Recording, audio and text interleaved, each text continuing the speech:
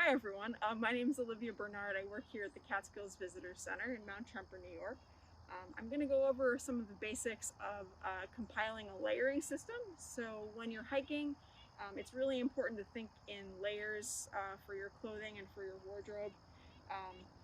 And in general, you can divide those into three categories where you have your base layer, your mid layer, and your outer layer.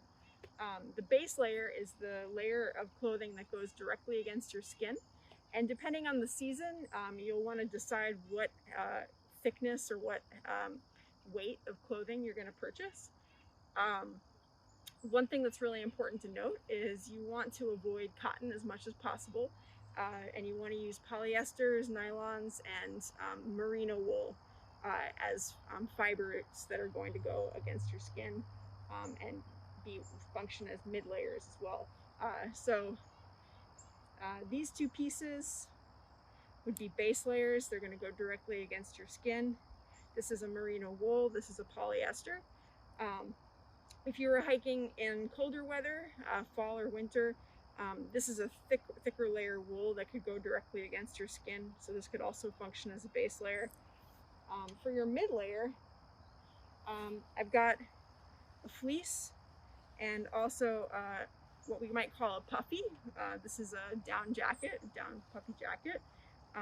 These are going to help to retain the heat that you are creating within the base layer, and it kind of captures the heat and keeps your core warm. It's nice to have one of these even on milder days to just kind of stuff this into your backpack, carry it with you, and then when you stop hiking, when you get to a summit perhaps, you can throw this on to keep yourself warm. And then your outer layer would be something like this, waterproof rain jacket. This is going to protect you not only from water, but also it's going to keep you warm when it gets windy.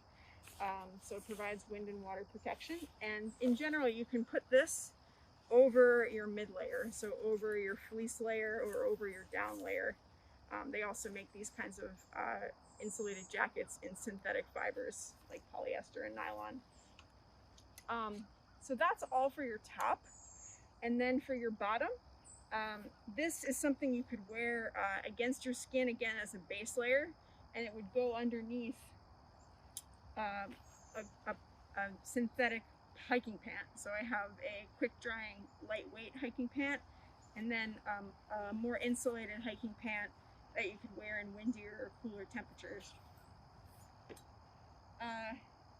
One trick that I've kind of picked up over the years when hiking is if your base layer gets really wet and you are stopping hiking, whether you're reaching the summit or you're reaching your campsite for the night, it's a good idea to consider changing your base layer into a new one, something that's dry.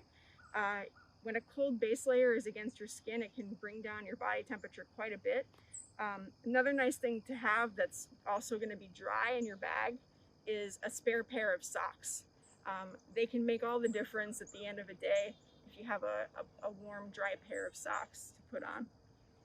Some of the other things I bring with me when I'm doing either an overnight backpacking trip or a day hike are some warm accessories. So a wool hat makes a huge difference. You lose a lot of heat from the top of your head, so this helps to keep in your body warmth.